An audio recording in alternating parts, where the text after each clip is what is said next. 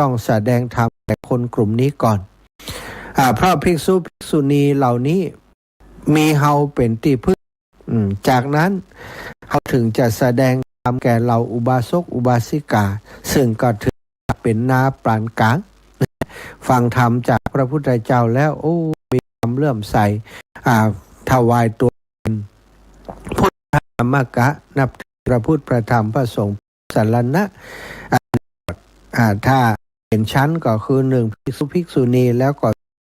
แสดงแก่อุบาสกอุบาสิกาซึ่งถ้าเป็นนาก็เป็นนาหลังในลำดับต่อเพราะอุบาสกอุบาสิกาเหล่านั้นมีเฮาเป็นหลักในจิตในใจ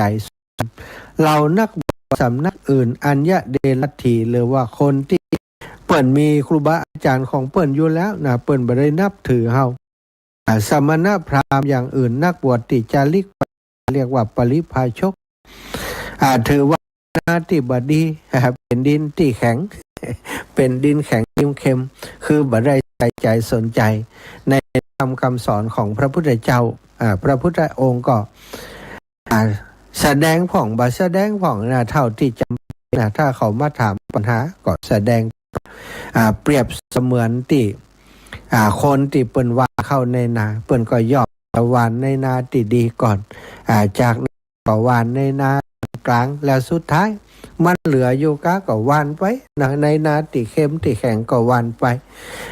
บางทีก็อาจจะได้เล็กน้อยเอาหือว่าหือไก่กินก็ยังดี อันนี้ก็ฉันใดก็ฉันพระพุทธองค์บังเลือกแสดงให้คนทั่วไปเหมือนกันถ้าศรัทธาญาติโยมเหมือนแบบที่เจ้านาหวานพืชลงในหวานเข้าลงในนาเนื้อดีก่อนดีปุ๋ยดีก่อนนาปานกลางก็ตามมาแล้วก็นาที่มันบัดอัญญะเดลัทธิคนที่หัวแข็งเป็นเปรียบเสมือนดินเค็มนั้นก็ได้สอนพ่องบสอนพ่องแล้วแต่โอกาสอย่างนี้ศรัทธาอีกอย่างหนึ่งแล้วองค์ได้ถ้าท่านมีกระออมน้ำนี่เปรียบเทียบพื้นฐานการแสดงธรรมของพระพุทธเจ้าพระองค์จะยกอุปมาอุปไมยเปรียบเทียบพื้นฐานชัดเจนศรัทธาท่านได้ตรัสถามอสิตะนิครนไปแล้วว่านาดีนาปานกลางนาบดีนั้นนะถ้าชาวนาจะหว่านข้าวหวานยังได้ของแล้วเปิ้นก็ตอบบอกว่าหว่านนาดีพระองค์ก็ทรงได้ตรัสบอกว่าพระองค์เหมือนกันสอนภิกษุภิกษุณีอุบาสกอุบาสิกาแล้วก็ถึงจะสอนคนอื่นๆโอกาสเนาะมันก็จะได้ประโยชน์ที่แตกต่างกันและอีกอุปมาหนึ่งพระองค์อุปมาเปรียบว่าถ้าท่านมีกระออมน้ำหรือภาชนะใส่น้ำสานด้วยไม้ไผ่สานด้วยไม้ไผ่อย่างบรรเทาเมื่อก่อนเปิ่นทุกที่เปิ่นใจตักน้ำเนี่ยศรัทธาสานไม้ไผ่แล้วเปิ่นเอาฉันเข้ายานะศรัทธาเอาไปตักน้ำไปใส่น้ำได้แต่ว่ามันก็มีโอกาสที่จะหัวจะรั่วจะไหลออกเหมือนกันยาบดีหรือว่ายาชันนั้นอายุมันก็ไหลออกได้พระองค์ทรงเปรียบเทียบว่าถ้ามีกระออมน้ำภาชนะติดใส่น้ำนะอยู่3ใบคือใบที่บ่มีรู1แล้วก่อนซึมออกบ่ได้นี่ใบที่บ่มีหูแต่น้ำซึมออกได้ใบที่1นะมีหูน้ำซึมออกบ่ได้ใบที่บ่มีหูแต่น้ำซึมออกได้ใบที่มีหูแถมน้ำซึมออกได้อีกถ้าต้องการจะกรอกน้ำควรใส่ใบไหนนะใบแรกนี่คือหูน้ำซึมออกบ่ได้โดยใบที่2ใบที่บ่มีหูน้ำมันซึมออกได้มันมีหูก็จริงน้ำซึมออกได้ใบที่3นี่มีหูแถมปอน้ำออกได้โดยถ้าต้องจะกรอกน้ำใส่ท่านควรจะกรอกใส่ใบไหนก่อนศรัทธาญาติโยมอสิตะนิครนตอบว่าควรกรอกใส่ใบที่ บ่มีหูแล้วก่อนน้ำซึมออกบ่ได้ก่อน โอ้ยายพรอย่างใดนี่เวลาที่โทรมามีเรื่องอะไรยายพรถ้าโทรมาถามมาได้มันอย่างใดกะฟาดไฟมาดังกะที่โทรมายายพรนี่ ว่าไปเห็นมาดังถ้าโทรมาที่ใดแต่ว่าฟังอยู่แล้วโทรย่อมเปิดสายเนี่ย วันหลังจะตัดสายไปเลยเนอะควันกอกน้ำใส่ใบติได้ก่อนนะใส่ใบติมันบ่มีหูแล้วน้ำซึมออกบ่ได้ก่อน พระองค์ก็ตรัสว่าฉันใดก็ฉันนั้นเฮาเองย่อมแสดงธรรมแก่ภิกษุณีซึ่งเป็นกระออมน้ำที่บ่มีหูและน้ำซึมออกบ่ได้ก่อนพระภิกษุณีเหล่านั้นเอาเป็นลักในจิตในใจจากนั้นก็แสดงธรรมแก่เหล่าอุบาสกอุบาสิกาซึ่งเป็นกระออมน้ำที่บ่มีหูแต่น้ำยังซึมออกได้ในลำดับต่อมาเพราะอุบาสกอุบาสิกาเหล่านั้นมีเฮาเป็นจิตใจนี่หลักขันธ์ที่สองสอนอุบาสกอุบาสิกาส่วนนักบวชนักอื่นอัญญเดลสมณพราหมณ์และนักบวชติจาริกไปเรียกว่าปริภาชกซึ่งเป็นกระออมน้ำที่มีหูแถมซึมออกได้แหมเฮาจะแสดงธรรมเป็นกลุ่มหลังสุดกลุ่มหลังสุดอันเนี้ยนะพระพุทธองค์ก็จะเป็นแบบนี้บัดได้เลือกที่รักบัดได้มักที่ชังนะอยากจะสอนโมดทุกคนแต่ว่าอย่างติดไปถ้ามันเป็นกระออมน้ำที่มีหูโดยซึมโดยเนี้ยอย่างได้สิท่าเอาน้ำใส่ไปหัวสั่วสอนทำหัวไปเหี้ยเสียเวลาเปล่าเนาะเมื่ออสิตะนิครนได้ฟังพระธรรมเทศนาของพระพุทธเจ้าอุปไมยมาถึงตรงนี้จะก็ได้บอกว่าคำสอนของท่านนั้นจะยิ่งนักเหมือนท่านได้หงายของตีคว่ำได้เปิดของตีปิดบอกทางแก่คนหลงทางส่องตะเกียงในตีมืดผมขอระลึกถึงพระองค์ระลึกถึงท่านธรรมะที่ท่านสอนและสงฆ์ที่ปฏิบัติธรรมที่ท่านสอนเป็นหลักจิตใจสารณะตั้งแต่วันนี้ไปตลอดเนี่ยสัตว์เรื่องนี้ยังมาจากพระไตรปิฎกฉบับมหามกุฏนะราชวิทยาลัยเล่มที่29พระสุตตปิฎกสังยุตตนิกายสลายตนะวรรค4เล่ม2เทศนาสูตร603นี่ศรัทธาญาติโยมติมาของเรื่องที่นำมาเล่านี้มีติมาพระไตรปิฎกจากเดิมเป็นนิครนเป็นนิครนสิทธินิครนนาถบุตรเนี่ยศรัทธาเมื่อมาถามปัญหาพระพุทธเจ้าแล้วนึกว่าพระพุทธเจ้าจะแต้มนะแต่สุดท้ายเอาไปเอามาว่าจนแต้มไปแล้วก็ได้ศรัทธาเลื่อมใสในคำสอนของพระพุทธเจ้ายอมตัวทับบวชในพุทธศาสนาฟังมาเป็นพุทธมามกะศรัทธานี่ปล่อยแม่ตั้งหลายการแสดงธรรมของพระพุทธเจ้านั้นบางทีพระองค์ก็มีคนถามจะย้อนถามกลับไปว่าถ้าเป็นท่านจะทำอย่างไรอันนี้ก็ย้อนถามกลับไปสิตะนิโครบอกว่าถ้าเป็นผมก็ต้องหวานในนาที่ดี ถ้าเป็นผมก็ต้องเอาน้ำใส่ในกระออมที่มันบ่มีหูมันบ่ซึมนะศรัทธาอีปล่อยตายทายกทายิกาก็มีเยอะเนาะศาสนานี้บางคนนั้นเป็นชาวพุทธแต่ทะเบียนบ้านแต่วัดประจำตัวแต่ใจบ่ค่อยสนใจบอกวัดมาว่าสนใจเรื่องการทำบุญทำกุศลก็ย่อมที่จะบ่ค่อยได้ฟังน้ำธรรมจากพระสงฆ์องค์สังฆเจ้าทั้งหลายถ้าบ่สนใจจะฟังเนาะศรัทธาบางทีอย่างเนี้ยการวิทยุรายการธรรมะที่ครูบาอาจารย์เปิดจัดตั้งวิทยุนี้คนในหมู่บ้านของศรัทธาเนี่ยนะคนในศ ถาหู้จักนี่มีกี่ที่เปิ่นฟัง แล้วมีกี่คนที่เปิ่นบ่ฟังเนาะฉะนั้นบ่แปลกใจว่าคนที่ไปเป็นเทวดานี่มัน ที่ไปอยู่ในอบายภูมิมันเยอะนะพระพุทธองค์ทรงอุปมาอุปไมยให้ภิกษุสงฆ์ฟังพระองค์ได้ใช้มือยิบหยิบดินขึ้นมาหน่อยหนึ่งนะบอกว่าดินที่ยิบขึ้นมาเนี่ยนะเต่าขี้เล็บศรัทธาญาติโยมดินในมหาปฐพีนี้อันใดนักกว่ากัน ภิกษุทั้งหลายก็บอกว่าโอ้พระองค์ท่าน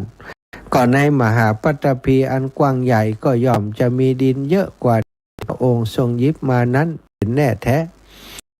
พระองค์ก็บอกว่าภิกษุทั้งหลายมนุษย์หลังจากทำละตายไปนั้นไปเป็นเทวดาไปพรหมไปเป็นเทวดานี้มีเท่ายิบมือที่เฮายิบดินในยิบมือเฮานี้ส่วนที่บายภูมิไปละฐานไปเปรตวิสัยนั้นในมหาปฐพีนี้สัทธาปอมทั้งหลายเฮาจะเป็นดินส่วนใด ถ้าจะเป็นดินส่วนในยิบมือนึงก็ขยันมั่นเพียรในการสร้างของบุญของกุศลมีพระพุทธพระธรรมพระสงฆ์เป็นรัตนะเป็นที่พึ่งเป็นที่พึ่งที่ระลึกกับตนตัวคนตัวของเฮาปฏิบัติตามที่พระพุทธองค์ทรงสอนครูบาอาจารย์ได้นำสิ่งดีๆมาบอกอันใดเก็บก้อนไกลไว้เอาใจประโยชน์ศรัทธาได้สนทนาอุจจาสารธรรมมาพอสมควรก็จะขออนุญาตสัมพันธ์อนุโมทนาบุญกับศรัทธาที่ให้ปัจจัยมาร่วมกองบุญกองกุศลร่วมสร้างสำนักงานถวายส่วนตัวร่วมบุญในวันที่25เนาะเป็นโต๊ะจีนพ่องเป็นสั่งวันนี้ได้รับจากไขมาพ่อแม่แก้วมโนคำพร้อมกับลูกหลานบ้าน4หมด9ถวายสร้างสถานีวิทยุ300 บาทวันนี้มาตรวจงานด้วยนะแม่ตุนแก้วมโนคำนี่ มาตรวจงานตัวแล้วก็อีแม่ก็ได้ยินว่าเปิ้นจะอันโต๊ะอีแม่ขอห่วม1โต๊ะเน้อท่านอาจารย์นะอีแม่โต๊ะจีนมาอีก1โต๊ะ 1,000 บาทแม่ชัยธนุได้ถวายโต๊ะจีนแล้ว1,000 บาทพร้อมกับน้ำดื่มแหม3 แพ็คศรัทธาญาติโยมอาตมาก็เก็บซองไว้นี่ป่อวิชัยภัยแก้วเทพนามวงอันนี้เปิ่นใส่บาตรปกตินะทุกครั้งจะถวายปัจจัยมาอาตมาก็รวบรวมไว้เอามาทำเป็นค่าวัสดุอุปกรณ์ของสำนักงานเนาะละ100 บาทเป็นจันทบพร้อมกับหลานบ้าน4หมวด9เป็นภาพสัง1,500 บาทมาหือแล้วผมเจริญจันเจริญกันร่วมบุญถวายเพล1โต๊ะ 1,000 บาทป้อนานมูลแม่เพชรวงเจริญศรีสุขบ้านแม่เฟืองร่วมบุญสังมา 1,500 บาทพ่อศรีโลดแม่ประพินนอแก้ววันนี้ก็ทำบุญคิดไปคือป่อวันแม่มามูลสถานก็ถวายปัจจัยมาร่วมสร้างสำนักงาน500 บาทนะก็หมดอีป่อยแม่บัวขีทัพโปบันจุดใต้กอคารวบทำบุญกับน้ำกับไฟ100ถวายส่วนตัวแบบป่อแปงแม่คำแปงหนอแก้วบันจุดใต้กอคาร่วมทำบุญกับไฟสถานี100ถวายส่วนตัว100แม่จำเนียนใจตาบันจำต่อใดหมู่อยู่ตั้งในพ่อศรีโลดแม่พินดอกแก้วบรรจุดได้ร่วมบุญโต๊ะสั่งแฮม 1,500 บาทแม่บุญเหรียญสินชัยบรรจุไตกอคาร่วมบุญสถานีวิทยุ200 บาทแม่สอนชมพูแก้วบ้านปงใต้ร่วมบุญสถานีวิทยุ100 บาทพ่อจำรวยแม่ตันน้อมร่วมกับน้ำกับไฟแฮม100พ่อจำรวยแม่นำวงปงใต้ถวายปัจจัยพระอาจารย์แฮม200แม่น้อยสุภาพบ้านปงเหนือถ ถวายปัจจัยพระอาจารย์มา100 บาทพ่อร่มแม่วันเพ็ญพรหมสารร่วมบุญมา100 บาทแล้วก็พ่อคำแม่หลองปงใจดีปงใต้ก็ร่วมบุญมาแม่กาบคำอุ่นเมืองร่วมบุญมาแม่บัวลอยปงเทพปงใต้ก็ร่วมบุญมาแล้วแม่บัวเรียวชัยถวายค่าน้ำกับไฟ100นี่แล้วก็ถวายดอกแหม100นี่ทายาทโยมห้อยมาวันนี้ไปบิณฑบาตที่บ้านปงบ้านจูดบ้านปงใต้บ้านจำเนาะก็อนุโมทนาขอบคุณกับโยมแม่ทุกคนทุกท่านที่ใส่บาตรวันนี้นะบางท่านบางคนเปิดใส่บาตรแล้วก็ถวายปัจจัยมาบัตรจดชื่อไว้เนาะก็ปัจจัยได้รับแล้วก็จะเอามาทำบุญเป็นปัจจัยวัสดุอุปกรณ์สำนักงานเนอะสถาก็ขอบคุณอนุโมทนาบุญกับหลายท่านหลายคนติดฟังรายการทาง Facebook ไลฟ์นะทางเมืองฝางเป็นน้องทางเชียงรายเป็นน้องทางเชียงใหม่ทางลำปางทางลำปูนหลายตีหลายแห่งโดยการขอบคุณนุโมทนาบุญคุณโยมนกพิชัยนาบ้านโศกห้วยงูในสวัสดิ์โสพนานะเป็นคนที่เป็นตั้งตัวตีพัฒนาสร้างบูรณะปฏิสังขรณ์พระธาตุที่วัดของเปิ้นวัดในหมู่บ้านของเปิ้นนะวันที่10นี้จะมีการบรรจุหัวใจพระธาตุนะพระบรมสารีริกธาตุ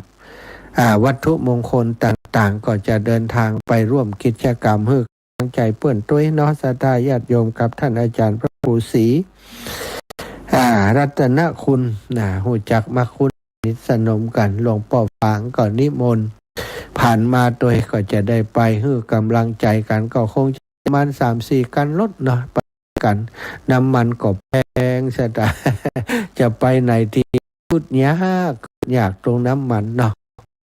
ก็ปากันที่ห้วยงูในเนอะคุณโยมกนกฤทธิ์และคณะสถาบันห้วยงูในสถาอื่นๆวันนี้มีวิทยุมาแหมเครื่องไหนก็มีวิทยุมาแหมเครื่องแอกสุขคำปันแล้วแต่คือแม่คำปันแม่คำปันแหมแม่คำสุขแหมแม่สุขคำปันแล้วแหมเครื่องแล้ววัน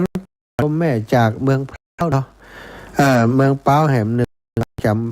จำชื่ออีแมมได้เดี๋ยวก่อยจดเอาที่หลังเนาะศรัทธาญาติโยมแม่ญาติตุมมาอินคำพร้อมกับคณะของพี่น้องบ้านลูกหลานและศรัทธาญาติโยมบ้านวังพร้าวเป็นสั่งแหม1 ชุดเนอะอนุโมทนาเอาละเปิดสายให้ศรัทธาญาติโยมได้โทรเข้ามา080874173088444173โทรมาได้เลย0808444173ก็วันที่21อีกหนึ่งเนอะญาติโยมขออนุญาตประชาสัมพันธ์งานของครูบาอาจารย์อาตมาที่วัดไฟหินจะมีส่งน้ำพระธาตุโดยส่งน้ำครูบาเจ้าครูบาสังฆปาองค์ที่1ของวัดเชียงใหม่นะหลวงพ่อเจ้าคุณอภัยทะนะก็เป็นการประจำปีของเปิ้นนะเจริญปอนศรัทธาอีป่อยแม่ตั้งหลายตั้งเชียงใหม่ตั้งลำปางไปประมาณ 3-4 รถดูนะแม่ญาติตุ้มมาแล้วมีคนบอกเลยแม่ญาติอ่านไปเลยชายาลิศชายานี่แก้วมาลัดทำ200หอมฉังแล้วก็ให้บุญชูแก้วมาลัดพันหอมโต๊ะจีน1 โต๊ะเจ้า 1,000 บาทเจ้า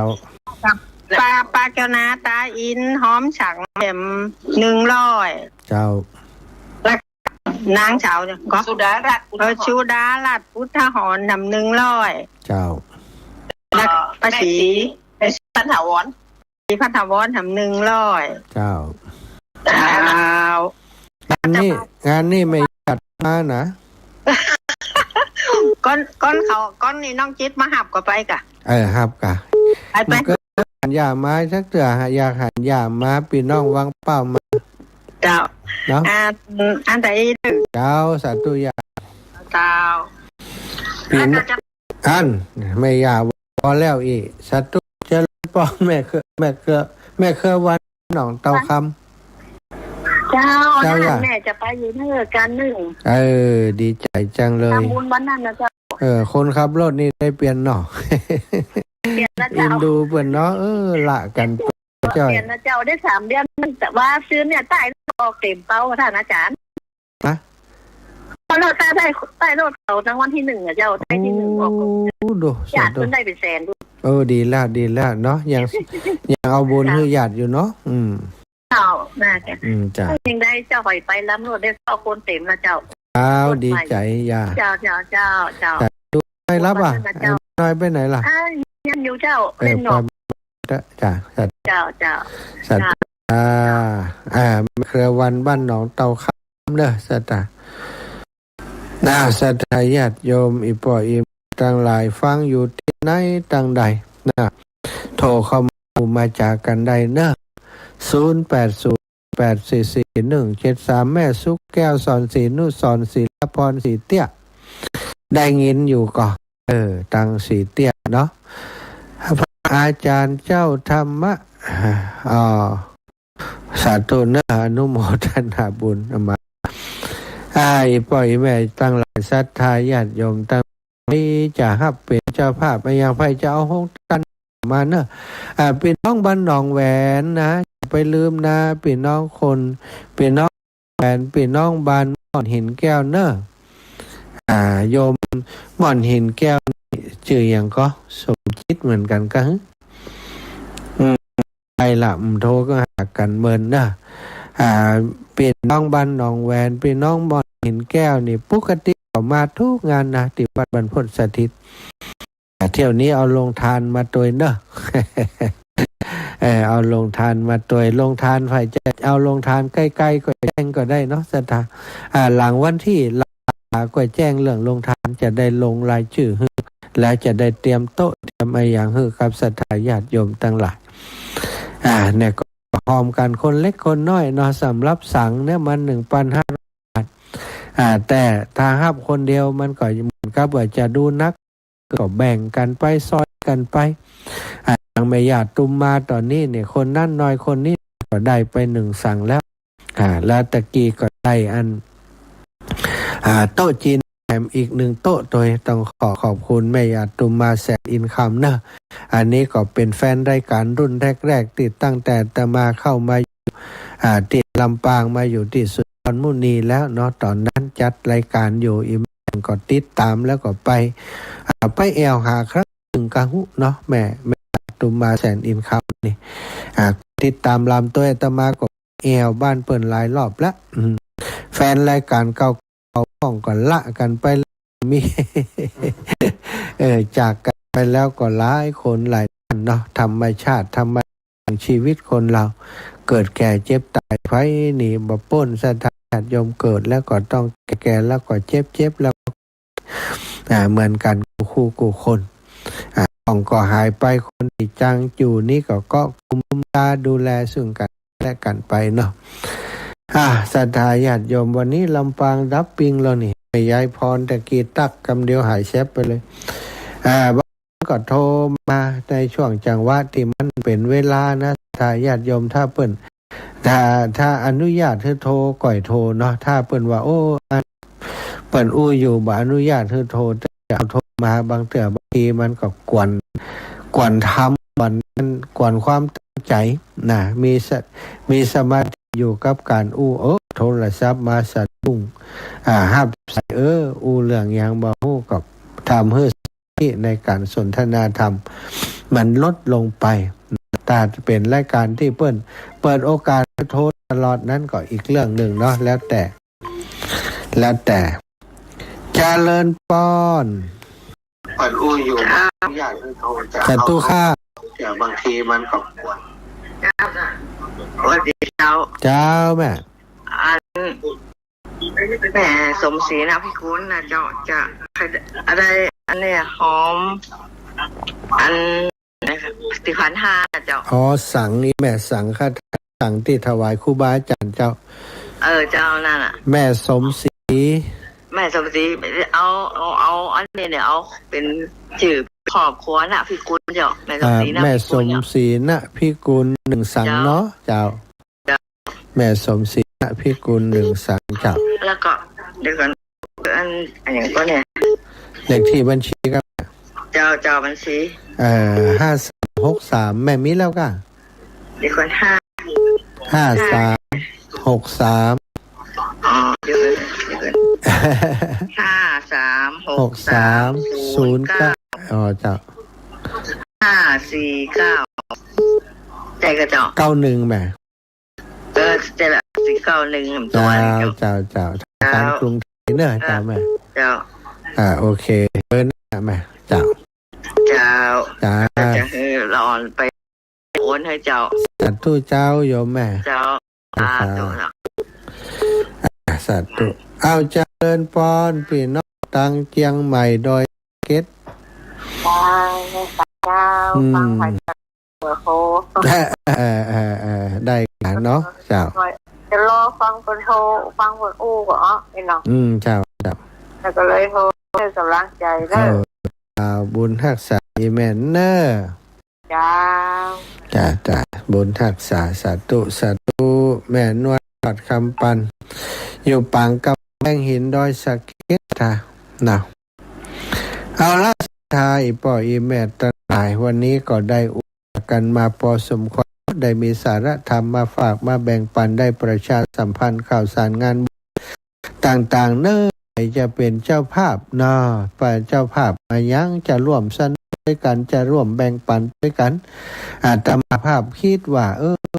บางคนบางท่านนี่เปิดมีวิทยุอาจจะบ่ค่อยดีก็เลยว่างานวันที่25นี้จะมีวิทยุมาเป็นของรางวัลออกเลขออกรางวัลให้ศรัทธาญาติโยมเป็นการได้ลุ้นรางวัลกันจับสลากจับรางวัลตกตีไผก็คนนั้นได้เนอะศรัทธาห้ามจองว่า